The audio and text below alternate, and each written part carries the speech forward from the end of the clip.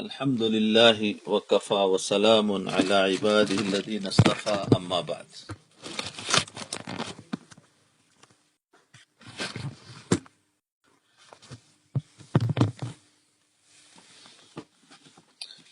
جی،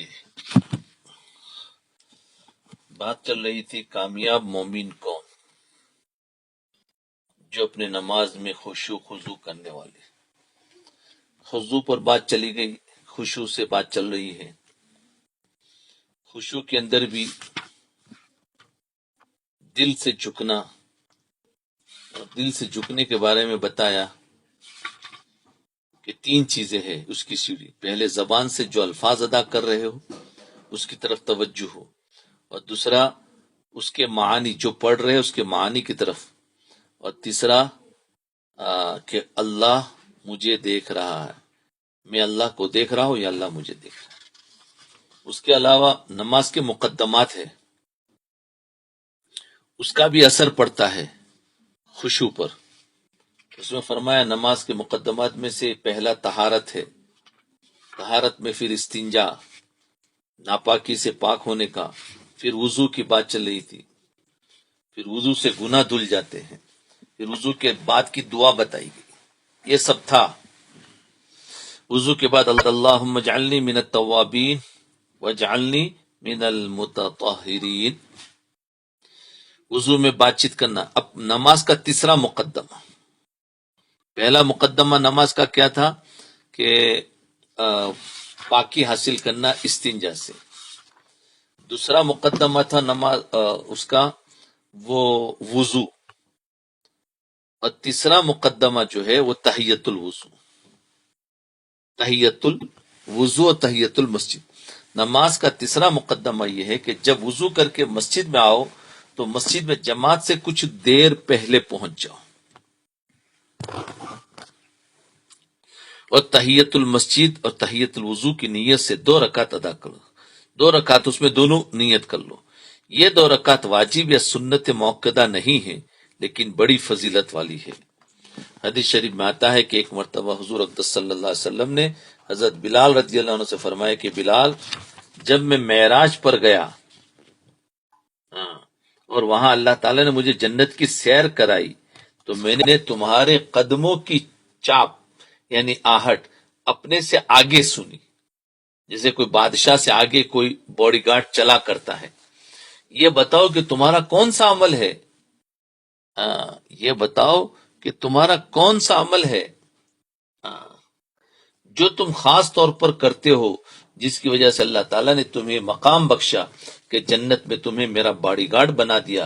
حضرت بلال رضی اللہ عنہ نے جواب دیا کہ یا رسول اللہ صلی اللہ علیہ وسلم، اور کوئی عمل تو مجھے یاد نہیں آ رہا ہے، البتہ ایک بات ہے، وہ یہ ہے کہ جب سے اسلام لایا ہو اس وقت سے میں نے یہ تحیہ ارادہ کر لیا تھا کہ جب بھی وضو کروں گا تو 2 رکعت اس وضو سے ضرور ادا کروں گا. چنانچہ جب سے اسلام لایا ہوں جب بھی وضو کرتا ہوں تو 2 رکعت نفل تحیت الوضو ضرور ادا کرتا ہوں، چاہے نماز کا وقت ہو یا نہ ہو. یہ سن کر جناب رسول اللہ صلی اللہ علیہ وسلم نے فرمایا کہ یہی وہ عمل ہے جس کی وجہ سے اللہ تعالیٰ نے تمہیں مقام عطا فرمایا. اللہ. بہرحال ہر وضو کے بعد 2 رکعت نفل پڑھنے میں 2 منٹ خرچ ہوتے ہیں، لیکن اللہ تعالیٰ نے اس کی وجہ سے اتنی بڑی فضیلت عطا فرمائی. اور مسجد میں داخل ہونے کے بعد بیٹھنے سے پہلے 2 رکعت تحیت المسجد پڑھنا افضل ہے. البتہ اگر آدمی بھول کر بیٹھ گیا بعد میں یاد آیا تو اس وقت پڑھ لے، اس میں بھی کوئی حرج نہیں، لیکن افضل یہ ہے کہ بیٹھنے سے پہلے پڑھے. یہ نماز کی تیسری تمہید ہے، تیسرا مقدمہ ہے. پھر نماز کا چوتھا مقدمہ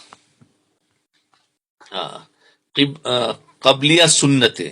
نماز سے جو سنتیں ہیں نا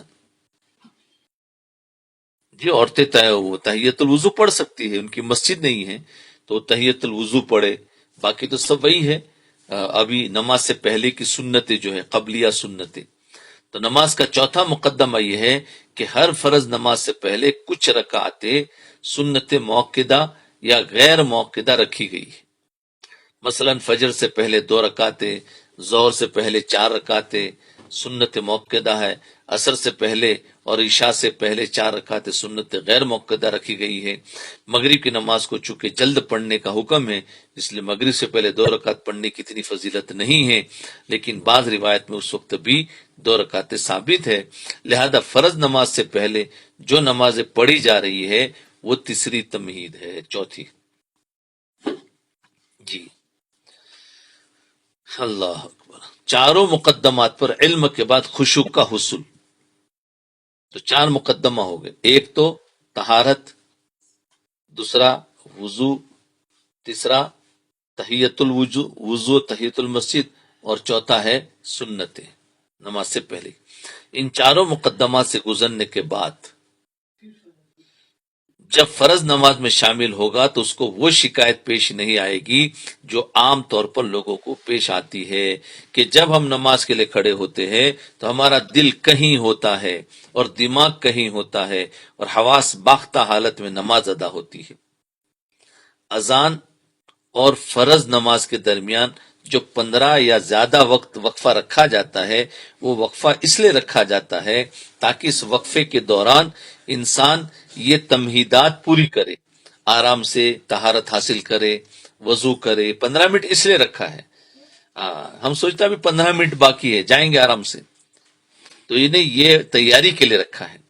یہ وقفہ اس لیے رکھا جاتا ہے تاکہ اس وقفے کے دوران انسان یہ تمہیدات پوری کرے، یعنی اطمینان سے وضو کرے، پھر تحیت الوضو پڑھے، تحیت المسجد اطمینان سے ادا کرے، پھر سنت ادا کرے۔ ان سب تمہیدات کے بعد جب فرض نماز کے لیے کھڑا ہوگا تو انشاءاللہ خشوع، یکسوئی اور اللہ تعالیٰ کی طرف توجہ حاصل ہوگی۔ ان تمہیدات میں چند منٹ صرف ہوتے ہیں، لیکن ان کی وجہ سے ہماری نمازیں درست ہو جائے گی، اس کے نتیجے میں صلاح فلاح حاصل ہو جائے گی۔ یہ ہوگی، یہ تو خشوع اور خضوع کے بارے میں ساری باتیں ہو گئی۔ خضوع کس کو کہتے ہیں؟ خشوع کی تو کہتے ہیں، اور خشوع کی 3 سیڑھیاں ہیں، 3 سیڑھیاں بتا دی گئی اور اس کے مقدمات بتا دی گئی۔ اب دیکھو، اب نماز میں پھر جو خیالات آ رہے ہیں، اب ایسی ساری تیاری کے بعد بھی اگر نماز میں خیالات آ رہے ہیں، ان خیالات کا کیا کرنا، یہ ہے۔ اس کے بعد یہ بھی عرض کر دوں کہ تمہیدات کو انجام دینے کے بعد پھر بھی فرض نماز میں خیالات آتے ہیں تو اس صورت میں بالکل گھبرانا نہیں چاہیے۔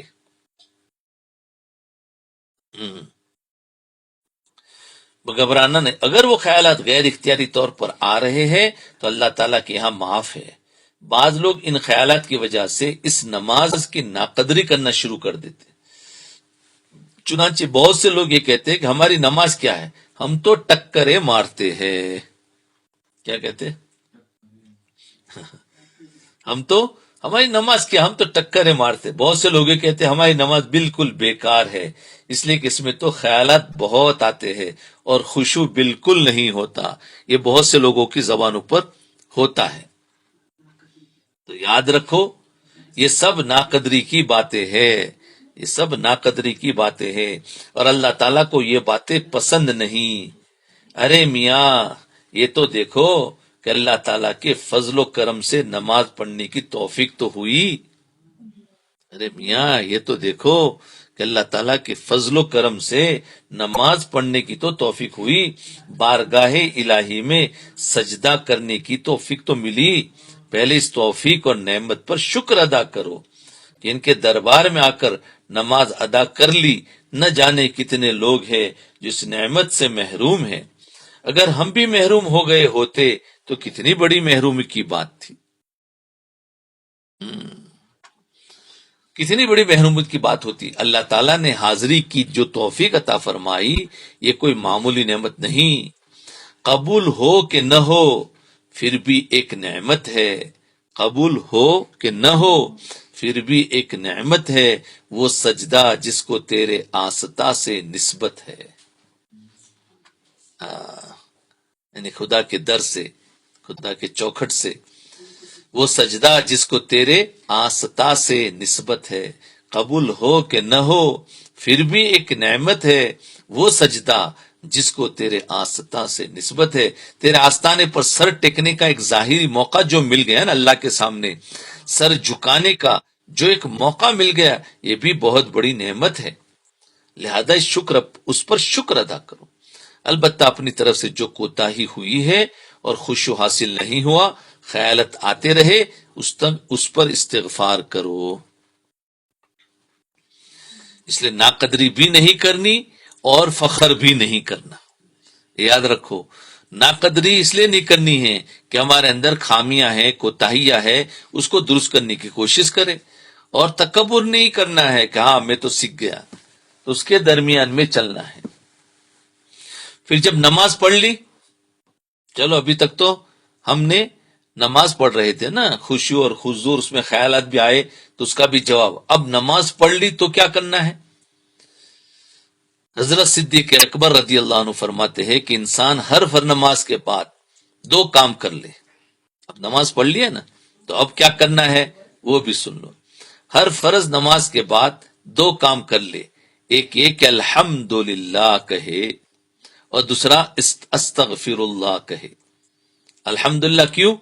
کہ الحمدللہ کے ذریعے اس بات پر شکر کہ اللہ آپ نے اپنے دربار میں حاضری کی، نماز پڑھنے کی توفیق عطا فرما دی۔ اور استغفر اللہ کیوں؟ اس بات پر کہ اللہ آپ نے توفیق عطا فرما دی تھی لیکن میں اس نماز کا حق ادا نہیں کر سکا، اور جیسی نماز پڑھنا چاہیے تھی ویسی نماز نہ پڑھ سکا، میں اس پر استغفار کرتا ہوں۔ ہاں، تو الحمدللہ کہے اور استغفر اللہ کہے نماز کے بعد۔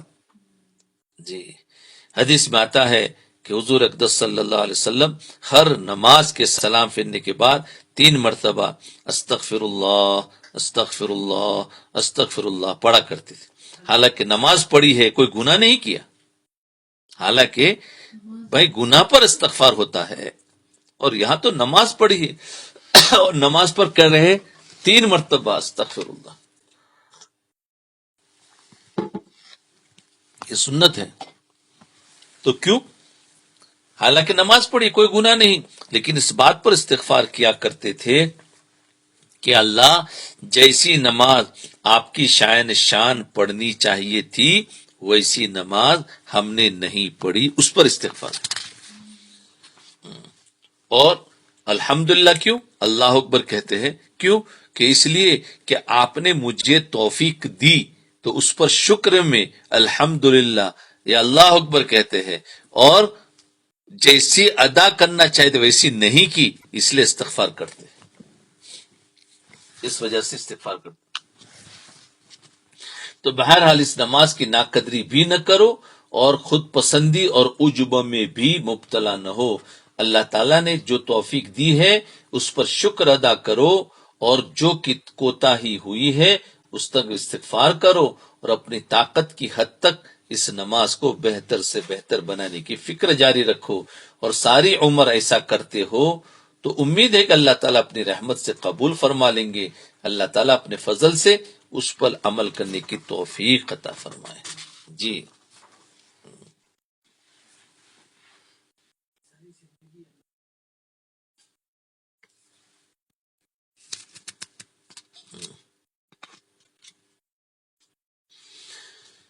جی،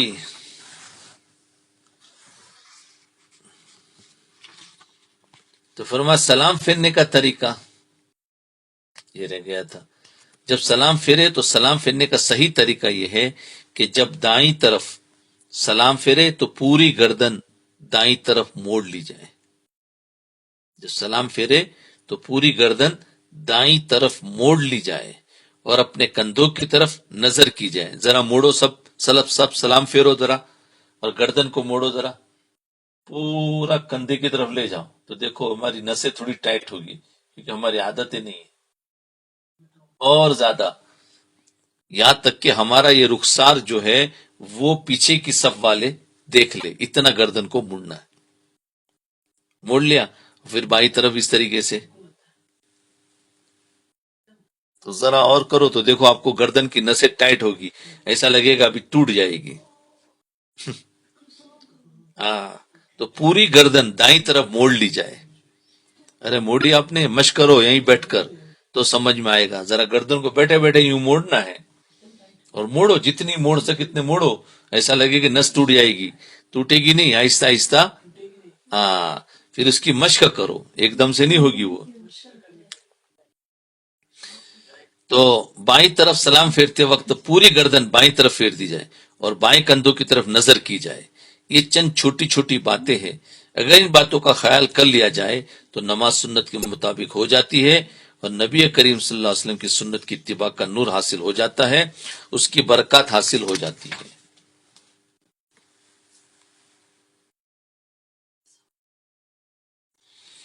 جی، خشوع کی حقیقت کیا ہے؟ تو خشوع کا طریقہ بتایا تھا. دوسری چیز جس کا جاننا یہ ہے کہ خشوع اس کے معنی ہے دل کا اللہ کے حضور جھکنا. دل کا اللہ کے حضور جھکنا یعنی انسان کا دل اللہ تعالیٰ کی طرف متوجہ ہو اور اس کو اس بات کا احساس ہو کہ میں اللہ جل شانہ کے سامنے کھڑا ہوں. اس کا اعلیٰ ترین درجہ وہ ہے جس کے بارے میں نبی کریم صلی اللہ علیہ وسلم نے ارشاد فرمایا، ان تعبد اللہ کأنک تراہ فإن لم تکن تراہ فإنہ یراک. یعنی تم اللہ تعالیٰ کو اس طرح عبادت کرو جس طرح تم اللہ تعالیٰ کو دیکھ رہے ہو اور اللہ تعالیٰ سامنے نظر نہیں آ رہے ہو. اور اگر یہ تصور جمانا ممکن نہ ہو تو پھر کم از کم یہ تصور جماؤ کہ وہ تمہیں دیکھ رہا ہے. یہ خشوع کا اعلیٰ ترین درجہ ہے. سوال یہ پیدا ہوتا ہے کہ ہم تو اللہ تعالیٰ کو نہیں دیکھ رہے اور نہ ہم یہ بات دیکھ رہے ہیں کہ اللہ تعالیٰ ہمیں دیکھ رہا ہے. ہم تو اللہ تعالیٰ کو نہیں دیکھ رہے اور نہ یہ بات بھی دیکھ رہے ہیں کہ اللہ ہم کو دیکھ رہا ہے. آنکھوں سے تو یہ بات نظر نہیں آ رہی، لہذا ان باتوں کا تصور کیسے باندھے؟ اس کا جواب یہ ہے کہ اس دنیا میں ہر چیز آنکھوں سے دیکھ کر معلوم نہیں ہوتی. اس دنیا میں ہر چیز آنکھوں سے دیکھ کر معلوم نہیں ہوتی. بہت سی چیزیں ایسی ہے جن کو انسان آنکھوں سے نہیں دیکھ رہا ہے لیکن دل میں اس کے موجود ہونے کا اتنا یقین ہوتا ہے جیسے کہ وہ اپنی آنکھوں سے دیکھ رہا ہو. دل میں اس کے دیکھنے کا اتنا یقین ہوتا ہے کہ گویا وہ یہ کہہ رہا ہے کہ میں دیکھ رہا ہوں آنکھوں سے. یہ مثلا یہ میری آواز، یہ میری آواز لاؤڈ سپیکر کے ذریعے تم سب کے گھروں میں آ رہی ہے، باہر جا رہی ہے. اب جو لوگ بھی مجھے نہیں دیکھ رہے لیکن میری آواز سن کر ان کو اس بات کا یقین حاصل ہے، مجھے نہیں دیکھ رہے، میری آواز کو سن کر ان کو اس بات کا یقین حاصل ہے کہ میں کہیں نہ کہیں موجود ہوں، اور ان کو اتنا ہی یقین حاصل ہے جتنا آنکھ سے دیکھنے سے حاصل ہوتا. جی، لہذا کسی آدمی کے موجود ہونے کا علم دیکھے بغیر صرف آواز سن کر ہو رہا ہے. کوئی شخص اگر کہے کہ تم نے بولنے والے کو آنکھ سے دیکھا نہیں ہے، پھر تمہیں اس کے موجود ہونے کا یقین کیوں ہو رہا ہے؟ پھر تمہیں اس کے موجود ہونے کا یقین کیوں ہو رہا ہے؟ یہ وہ جواب دے گا کہ میں اپنے کانوں سے اس کی آواز سن رہا ہوں جس سے پتا چل رہا ہے کہ وہ آدمی موجود ہے. دیکھو، آپ صبح شام ہوائی جہاز اڑتے ہوئے دیکھتے ہیں نا جی، اس جہاز میں بیٹھا ہوا کوئی آدمی نظر آتا ہے بھائی؟ نہ چلانے والا نظر آ رہا ہے، لیکن آپ کو 100% یقین ہے کہ اس جہاز میں آدمی بیٹھے ہوئے ہیں اور کوئی پائلٹ اس جہاز کو چلا رہا ہے. حالانکہ اس پائلٹ اور اس کے اندر بیٹھنے والوں انسانوں کو اپنے آنکھوں سے نہیں دیکھا، کیونکہ جہاز بغیر پائلٹ کے نہیں چلتا اور یہ ممکن نہیں ہے کہ جہاز چل رہا ہو اور اس کے اندر اس کے چلانے والا موجود نہ ہو. اگر کوئی شخص آپ سے کہے کہ یہ جہاز بغیر چلانے والے کے خود بخود ہوا میں اڑتا جا رہا ہے تو آپ اس کو بے وقوف، احمق قرار دیں گے. ارے کہیں گے یا نہیں کہیں گے؟ ہاں، اس کو بے وقوف کہیں گے کہ نہیں تو خود بخود اڑ رہا ہے. تو معلوم ہوا کہ جہاز کے اڑنے سے چلانے والے کا بھی پتہ چل گیا اور اس میں بیٹھنے والے پیسنجر بھی ہے. کتنے ہیں اس کی تعداد، لیکن ہے، اس کا بھی پتہ چل گیا. اسی طرح کی دوسری مثال، مسجد کے اندر باہر سے روشنی آ رہی ہے، ہمارے گھروں میں دیکھو باہر سے روشنی آ رہی ہے نا، باہر سے روشنی ہمارے گھروں میں آ رہی ہے، مسجد میں آ رہی ہے، سورج نظر نہیں آ رہا ہے، لیکن ہر انسان کو 100% یقین ہے کہ اس روشنی کے پیچھے سورج موجود ہے، حالانکہ سورج آنکھوں سے نظر نہیں آ رہا ہے۔ لہذا جس طرح روشنی کو دیکھ کر سورج کا پتہ لگا لیتے ہو، اور جس طرح ہوائی جہاز کو دیکھ کر اس کے چلانے والے کا پتہ لگاتے ہو، اسی طرح آواز کو سن کر اس کے بولنے والے کا پتہ لگا دیتے ہو، اسی طرح سارا عالم جو پھیلا ہوا ہے، یہ پہاڑ، یہ جنگل، یہ ہوائیں، یہ پانی، یہ سمندر، یہ دریا، یہ مٹی، یہ آب و ہوا، یہ سب کچھ کسی بنانے والے پر دلالت کر رہا ہے۔ جی، لہذا جب آدمی نماز کے لیے کھڑا ہوا ہو تو اس وقت اس بات کا تصور کرے کہ میرے سامنے جتنی چیزیں ہیں وہ سب اللہ جل شانہ کی ذات کی طرف اشارہ کر رہی ہے۔ میرے سامنے جتنی چیزیں ہیں ہر چیز اللہ تعالی کی طرف اشارہ کر رہی ہے۔ یہ روشنی جو نظر آ رہی ہے اس کو دیکھ کر اللہ تک پہنچو، اس لیے کہتے عقل مند آدمی چیزوں کو دیکھ کر اللہ تک پہنچے گا، یہ سالک ہے، اور مجذوب اللہ تک پہنچنے کے بعد پھر چیزوں تک آئے گا۔ تو خیر، تو یہ چیزوں کو دیکھ کر ہمیں اللہ تک پہنچنا ہے۔ ہر چیز، پانی کو دیکھ کر اللہ تک پہنچو، درخت کو دیکھ کر اللہ تک پہنچو، پرندے کو دیکھ کر اللہ تک پہنچو، اولاد کو دیکھ کر اللہ تک پہنچو، ہر چیز سے اللہ۔ تو دیکھو اللہ کے پہچاننے کے کتنے ذریعے ہیں، لیکن آج انسان اللہ تک نہیں پہنچتا ہے۔ درخت کو دیکھ کر اس کے اندر ریسرچ کرنے لگا، درخت کے اندر یہ اس میں کتنا پانی ہے، اور یہ کیسے پانی لیتا ہے، اور کیسے پتوں کو پانی پہنچاتا ہے، اور یہ کیسے جذب کرتا ہے۔ انسان اس کے اندر چلا گیا، حالانکہ اس کو وہاں سے نظر پار کر کے اللہ تک جانا تھا، لیکن اللہ تک تو یہ پہنچا ہی نہیں۔ جو نظر پار کر کے جاتا ہے وہ مومن ہے، اور جو اس میں پھنس جاتا ہے اسی کا نام تو دنیا ہے۔ نہیں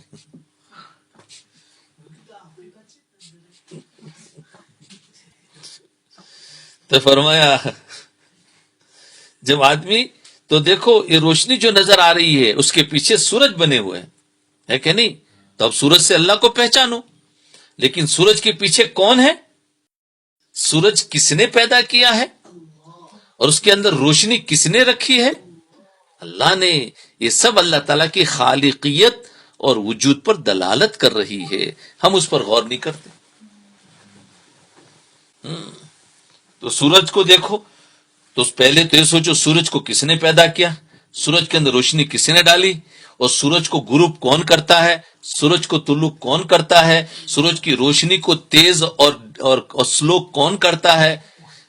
یہ سب اللہ کر رہا ہے۔ تو دیکھو اللہ تک پہنچ جاؤ، کتنا یہ سیڑھی ہے اللہ تک پہنچنے کے لیے، جتنی ہیں وہ ساری سیڑھی ہے اللہ تک پہنچنے کے لیے۔ جی، یہ سب اللہ تعالیٰ کی خالقیت اور وجود پر دلالت کر رہی ہے۔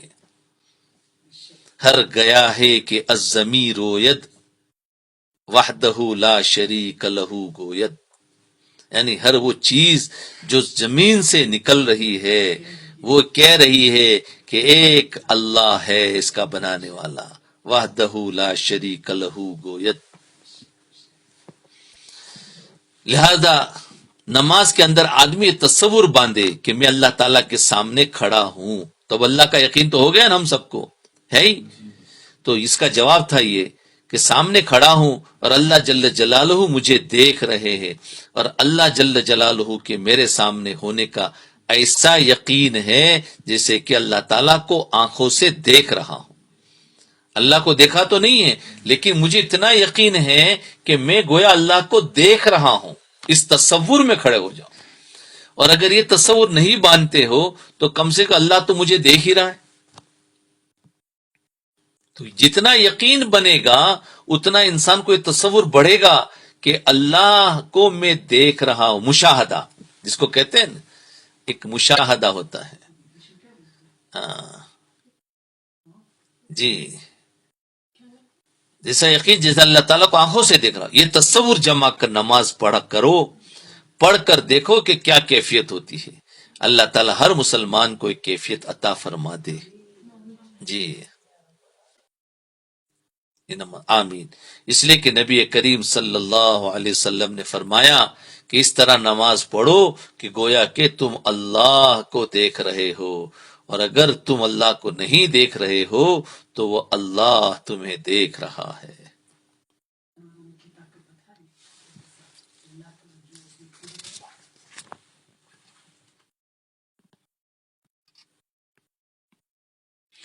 پھر آپ کو پہلی سیڑھی جو بتائی تھی خشوع کے لیے، اس اعلیٰ درجے تک پہنچنے کے لیے کچھ ابتدائی سیڑھیاں ہیں. ان سیڑھیوں کو اگر آدمی رفتہ رفتہ قطع کرتا جائے تو اللہ تعالیٰ اس اعلیٰ مقام تک پہنچا دیتے. اعلیٰ مقام تو وہ ہے جو بھی بتایا. وہ سیڑھی کیا ہے؟ حضرت مولانا اشرف علی صاحب تھانوی رحمۃ اللہ علیہ فرماتے ہیں کہ پہلی سیڑھی یہ کہ آپ نماز میں جو الفاظ زبان سے نکالے ان کی طرف دھیان رہے. مثلا آپ نے زبان سے الحمد رب العالمین ادا کریں، اس وقت آپ کو پتا ہونا چاہیے کہ میں الحمد رب العالمین ادا کر رہا ہوں، یعنی حروف کو دھیان کے ساتھ ادا کر رہا ہوں. لیکن آج کل ہماری نماز کے اندر ایک کیفیت ہوتی ہے کہ جس وقت اللہ اکبر کہہ کر نیت باندھی تو بس ایک سوئچ آن ہو گیا اور مشین چل پڑی. کیونکہ نماز پڑھنے کی اتنی عادت پڑی ہوئی ہے، اس لیے زبان سے الفاظ خود بخود نکلنے لگتے ہیں اور آٹومیٹک رکوع ہو رہا ہے، سجدہ ہو رہا ہے، ختم ہو رہا ہے، سب کچھ سلام پھیر دیا. ایک مشین چل پڑی، خود بخود نکلنے لگا اور مشین چل رہی ہے. یہاں تک کہ بعض اوقات یہ بھی یاد نہیں ہوتا کہ میں نے پہلی رکعت میں کون سی سورہ پڑھی تھی اور دوسری رکعت میں کون سی سورہ پڑھی تھی. یہ صورت کا حال اکثر و بیشتر پیش آتا ہے کیونکہ مشین چلی ہے نا. اس لیے فرمایا اگر خشوع حاصل کرنا ہے تو پہلا کام یہ کرو کہ جب نماز پڑھنا شروع کرو تو زبان سے جو الفاظ ادا کر رہے ہو دھیان اس کی طرف ہو. انسان کی خاصیت یہ ہے کہ غیر مرئی چیز جو آنکھوں سے نظر نہیں آ رہی ہے اس کو غیر مرئی کہتے ہیں، اس کی طرف دھیان جمانا شروع میں دشوار ہوتا ہے. ان مرئی، غیر مرئی چیز، غیر مرئی چیز یعنی جو آنکھوں سے نظر نہیں آ رہی ہے. اب تم ظاہر بات ہے قرآن پڑھ رہے ہو نا، الحمدللہ رب العالمین پڑھ رہے ہو، لیکن دکھائی نہیں دے رہا ہے نا. تو اب آپ کو اس کی طرف دھیان جمانا، اس الفاظ کی طرف کہ یہاں ہا ہے، یہاں عین ہے، یہاں دال ہے، یہاں غین ہے، یہاں الف ہے، یہاں لام ہے. اب اس الفاظ کی طرف دھیان جمانا تو شروع میں تو مشکل لگتا ہے کیونکہ دکھائی کچھ نہیں دیتا. لیکن حضرت تھانوی رحمۃ اللہ علیہ فرماتے ہیں کہ خشوع حاصل کرنے کی پہلی سیڑھی یہ ہے کہ ان الفاظ کی طرف دھیان جماؤ اپنی انفرادی نمازوں کی مشق میں. جی اس میں دھیان جمانا ہے، مشکل لگے گا، پھر بعد میں پورا دھیان رہے گا. تو یہ ہے معنی کی طرف. دوسری سیڑھی جو تھی ان الفاظ کے معنی کی طرف دھیان کرو کہ جس وقت زبان سے الحمدللہ رب العالمین ادا کیا تو اس کے معنی کی طرف دھیان کرو کہ تمام تعریفیں اس اللہ کے لیے ہے جو رب العالمین ہے. ہاں اب نماز میں ترجمہ نہیں کر دینا ورنہ بہت سارے لوگ ترجمہ بھی کر دیں گے. وہ اتنا دھیان جمانے گئے کہ الحمدللہ رب العالمین پڑھا، تمام تعریفیں اللہ تعالیٰ کے لیے ہے، الرحمن الرحیم جو بڑا مہربان نہایت رحم کرنے والا ہے. ایسا نہیں ہے. وہ ایک اب یہ ساری جو ہے نا پریکٹس کرنی پڑتی ہے. یہ شروع میں کرنے جاؤ تو اتنا بھاری لگے گا، لیکن یہ کرتے کرتے مہینہ 2 مہینے کے اندر انشاءاللہ اس کی عادت ہو جاتی ہے. تو ایک تصور رہے گا معانی کا. جی اور ان الفاظ کے ذریعے میں اللہ جل شانہ کی تعریف کر رہا ہوں.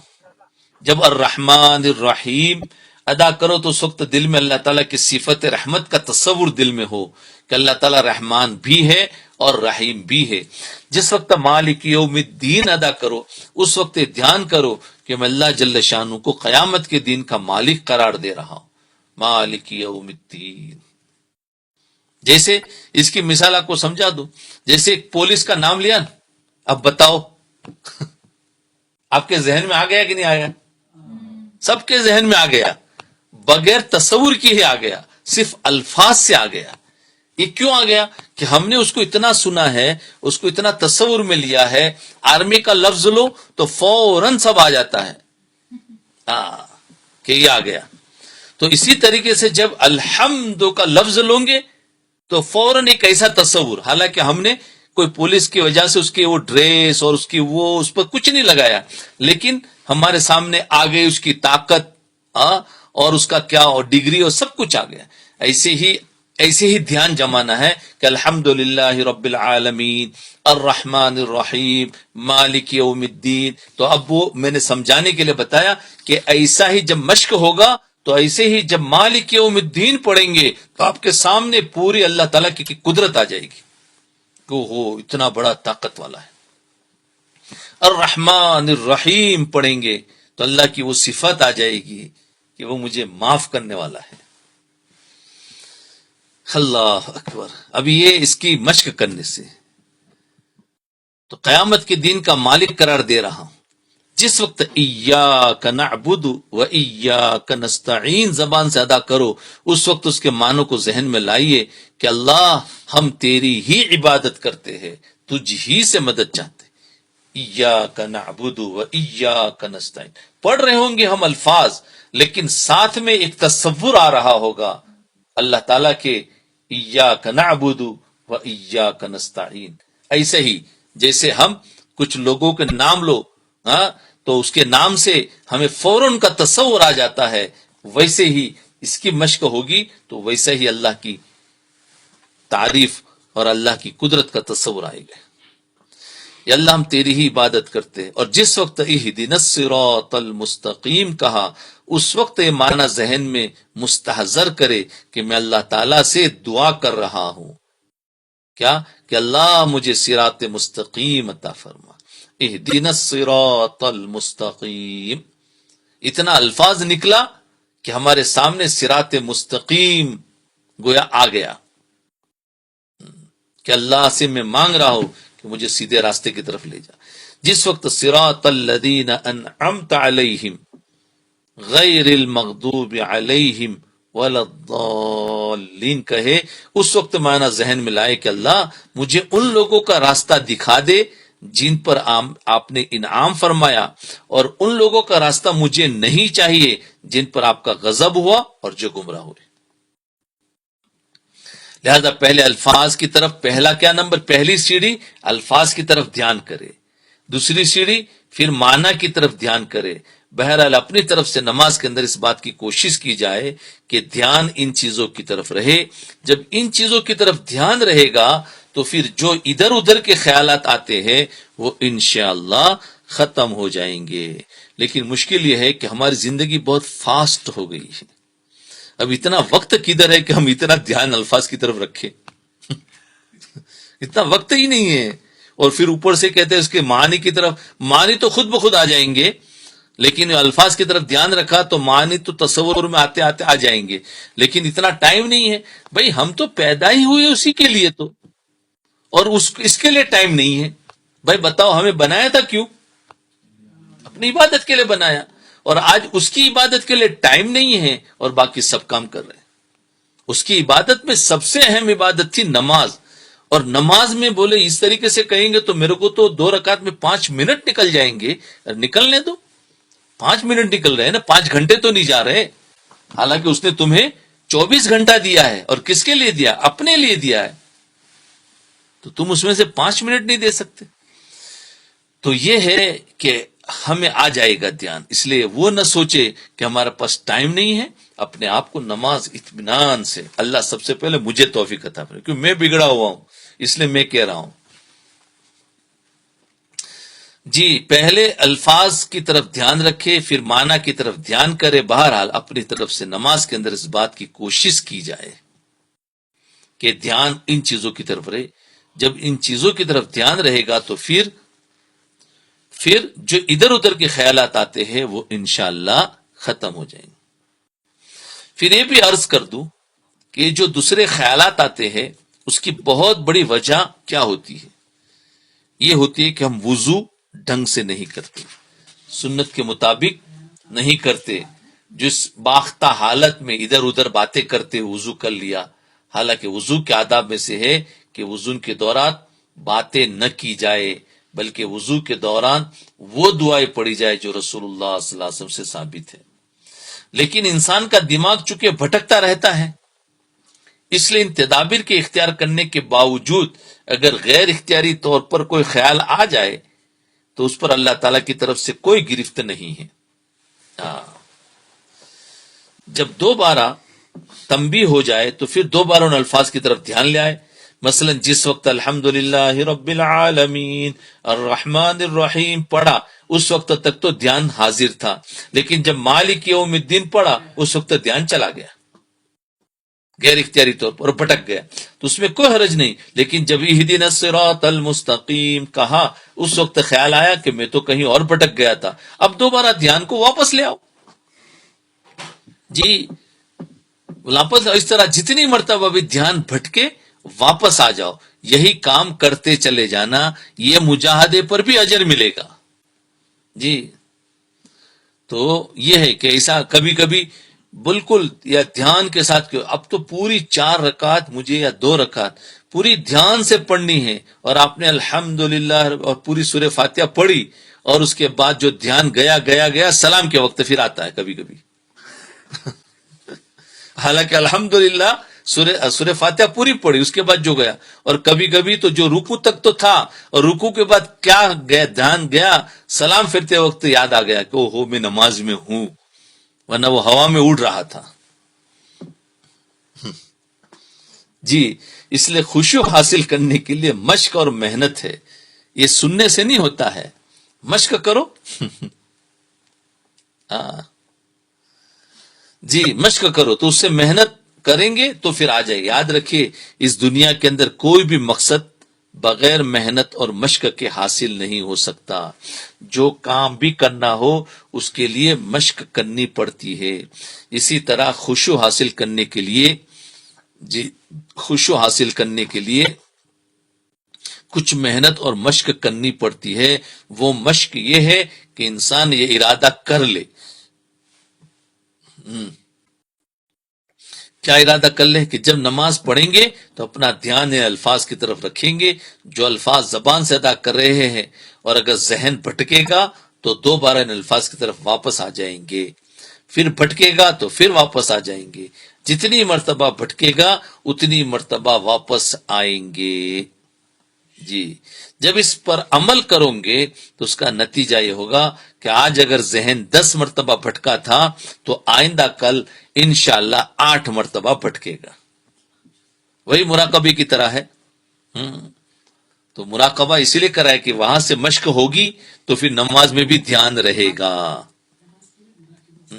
وہ بھی ایک مراقبے کی طرح کہ 8 مرتبہ بھٹکے گا، اگلے دن انشاءاللہ 6 مرتبہ بھٹکے گا. آپ تو ہم کیا اصل میں سوال کیوں پیدا ہوتا ہے کہ آج ہم نے مشق کی اور میرا دھیان بھٹک گیا تو ہم سمجھتے ہیں کہ اوہو میں تو کر ہی نہیں سکتا. دیکھو یہ کیا بتا رہے کہ ایک دم سے نہیں جائے گا. آج آپ کو 10 مرتبہ آتے تھے تو آپ محنت کریں گے تو آپ کو 9 مرتبہ ہوں گے. تو ابھی آپ 9 مرتبہ جو آئے اس کو تو دیکھ رہے ہیں کہ ہو میرے خیالات کیوں آ رہے ہیں، لیکن یہ نہیں دیکھا کہ ایک مرتبہ کا فرق تو پڑا ہے، ایک پوائنٹ تو ملا ہے. ایسے ایک پوائنٹ ملتے ملتے 1 سال کے اندر ہو سکتا ہے کہ نماز خشوع والی ہو جائے. لیکن ہم ذرا جلد باز ہے نا کہ آج کیا اور مولانا نے درس پڑھا ہے ابھی سب مشق کریں گے اور 1 ہفتے تک وہ دھیان نہ ملا تو کہتے یار کچھ بھی نہیں ہوتا ہے. جی تو کچھ نہیں ہوتا یہ نہیں ہے، کرتے رہنا ہمارا کام ہے. جی چاہے پھر پوری زندگی ایک نماز بھی نہ ملی ایسی کہ جس میں دھیان بالکل بھٹکا نہ ہو تو بھی تم کامیاب ہوگے. اور ہم تو ایک ہی ہفتے میں ایسا دیکھنا چاہتے ہیں کہ مجھے نماز مل جائے کہ جس میں ایک مرتبہ بھی میرا دھیان نہ بھٹکے. یہ نہیں ہو سکتا، یاد رکھے. زندگی میں کبھی 2 رکعت 4 رکعت بھی اگر آپ نے ایسی پڑھ لی تو اللہ کا شکر ادا کرنا کہ اللہ نے مجھے توفیق دے دی کہ اس پر بھی عمل ہو گیا کہ نماز میں دھیان بالکل نہیں بھٹکا. لیکن اگر ہر بار بھٹک جاتا ہے، چاہے 1 مرتبہ چاہے 2 مرتبہ، تو وہ تو اس کی سسٹم ہے. جی، یہ سسٹم ہے، اس کو ڈیلیٹ تو نہیں کر سکتے. اس لیے اللہ تعالیٰ گاہے گاہے ایسی توفیق دے دیتے ہیں. پھر ہم کیا سمجھتے ہیں، ارے وہ ایک دن جو تھی نا مجھے نماز ملی تھی، او ہو کیا اس میں تو دھیان تھا. اب اسی نماز کو پوری زندگی ڈھونڈ رہے ہیں اور اللہ سے غافل ہو گئے. کیا کہتے ہیں، ارے وہ جو نماز ملی تھی نا، بس وہ تو کیا پوچھنا، وہ نماز مجھے ابھی تک نہیں ملی. بہت سارے ایسے سوالات آتے ہیں تو میں ان سے کہتا ہوں وہ زندگی بھر بھی نہیں ملے گی. اس کو کیوں ڈھونڈتے ہو؟ تم دوسرا دوبارہ شروع کر دو اپنا. ملے تو الحمدللہ، نہ ملے تو کچھ نہیں. اب انسان بجائے وہ نماز میں دھیان لانے کے، وہ اس دھیان کو ڈھونڈ رہا ہے کہ وہ والی نماز کب ملے گی. تو گویا یہ بھی نفس نے اس کو بھٹکا دیا، اللہ سے دور کر دیا. جی، تو ایسا نہیں ہے. وہ جب مل جائے تو شکر ادا کرو، نہ ملے تو کام کرتے رہو، نا امید مت ہو جاؤ اور اس کو ڈھونڈنے کی طرف مت جاؤ. ہاں، کبھی کبھی ایسا ہوتا ہے کہ زندگی اچھی چل رہی تھی، خوشحال تھی، اور بیچ میں کچھ ہو جاتا ہے تو انسان پریشان ہو جاتا ہے. بھئی یہ حال ہے، یہ حال ہوتا رہے گا. دوبارہ اس کو صحیح کرنے کی کوشش کرو، وہ ہو جائے گی صحیح.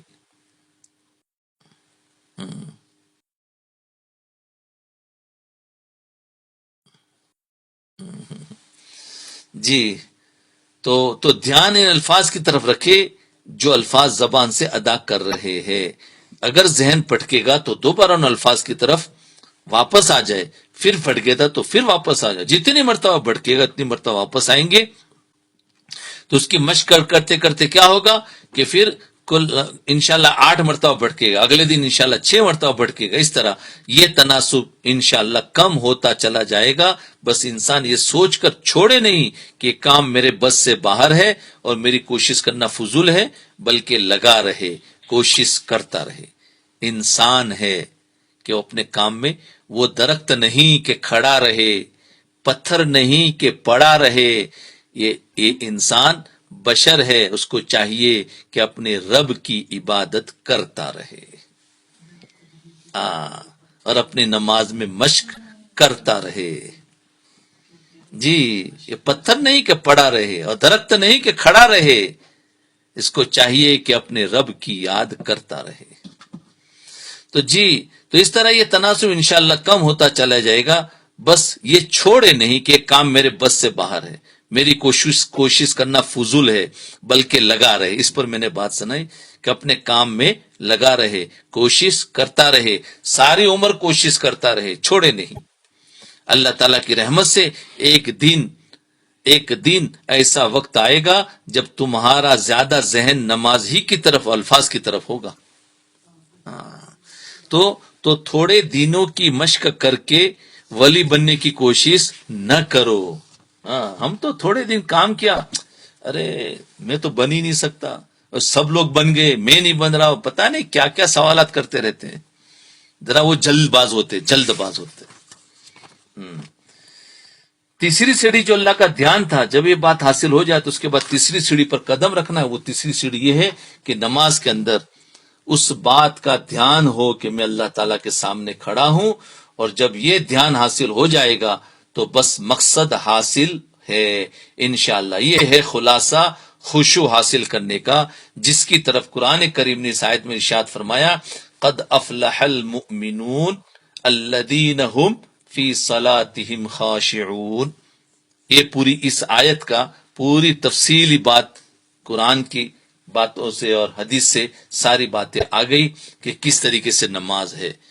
جس کو اب نماز مشق کرنی ہے تو اس کو دوبارہ پھر سنے، پھر اس پر اپنے عمل کرے، پھر سنے. یعنی وہ مومن جو اپنی نماز میں خشوع اختیار کرنے والے ہیں وہ کامیاب ہے.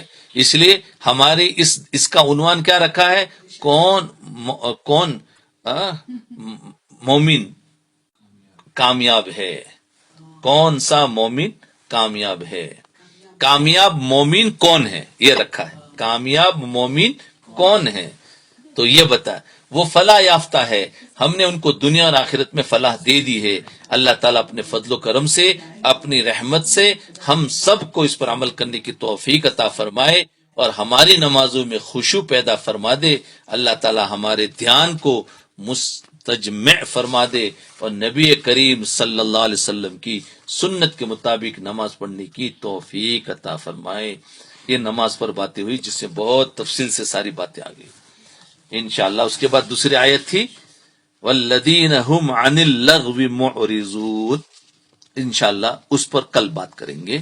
والذین عن اللغو معرضون، جو بیکار باتوں سے اپنے آپ کو بچاتے ہیں، کیونکہ ہم بیکار باتوں میں بہت لگ گئے ہیں. جی تو کل انشاءاللہ اس پر بات کریں گے.